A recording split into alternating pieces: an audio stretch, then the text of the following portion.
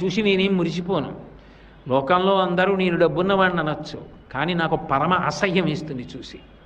నిస్పృహుండనగచ్చు, నేను చెప్పట్లా, తరిగొండ వేంగమాంబ గారు చెప్పిన మాట వెంకటాచల మహాత్మ్యంలో.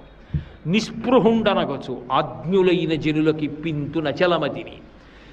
డబ్బు పోతే ఏడుస్తారు, కానీ నేను ఆ డబ్బు వెళ్ళిపోతుంటే సంతోషపడిపోతూ ఉంటాను. అమ్మయ్య అని ఆజ్ఞులైన జనులకు ఏవేవో సౌకర్యాలు, కళ్యాణ మంటపాలనండి, వైద్యశాలలనండి, విద్యాశాలలనండి, ఏవో ఒకటి ప్రజలకి పెట్టించండి అని అవన్నీ పంపించేస్తుంటాను తప్ప అందులో ఒక్క రూపాయి కాసు నేను అట్టి పెట్టుకోను. తత్పాపరూపమైనట్టి ధనము నాకు ఇష్టం ఉండదు. మరి ఏమండి మీరు ఆ డబ్బు తీసుకోక వడ్డీ ఎలా కడతారు, నా దగ్గర వద్దంటారు ఎలా అంటే, ఇలను ధర్మాత్ములైన వారిచ్చినట్టి పరమ ధార్మికుడైన వాడు ఉంటాడు, వాడికి ధర్మానుష్ఠానం అంటే మహాప్రీతి, ధర్మం అంటే అంత నమ్మకం. వాడు బయలుదేరుతాడు ఇంటి దగ్గర వెంకటాచలం వెడతానని. వాడు వెంకటాచలం వెడతానని బయలుదేరగానే నా ముఖం ఇంత అయిపోతుంది. ఇప్పటికీ వెంకటాచలంలో పెద్దలు చెప్తూ ఉంటారు, ఒక్కొక్కసారి స్వామివారి ముఖం కళలాడిపోతుంది, అంత ఆనందపడిపోతారని. వాళ్ళు అనుకుంటారట ఎవరో ధార్మికుడు బయలుదేరాడని. నాకు పేర్లు చెప్పడం ఇష్టం లేక చెప్పట్లేదు,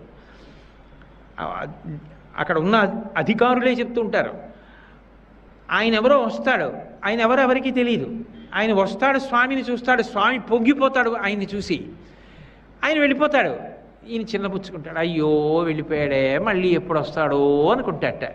ఇలను పుణ్యాత్ములైన వారిచ్చినట్టి ధనము నే కొంత గైకొని కొంత ధనతుకు వడ్డీకిచ్చి వింతలేన చేయుచుండెదననుచు మచికను బలికే. ఆ ధర్మాత్ముడైన వాడు హుండీ దగ్గరికి వస్తాడు. వాడేం పెద్ద పెద్ద నోట్ల కట్టలు, బంగారం ముద్దలు వాడేం వేయడు.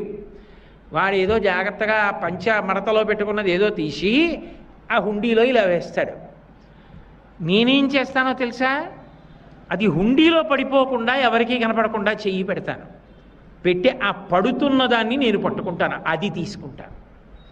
ఇలను పుణ్యాత్ములైన వారిచ్చినట్టి ధనమునే కొంత కైకొని కొంత ధనతుకు వడ్డీకిచ్చి ఆ తెచ్చి ఆ డబ్బు దాస్తా. ఆ డబ్బులోంచి కుబేరుడికి వడ్డీ కడతా, కొంత నా జేబులో ఖర్చులకి పెట్టుకుంటా.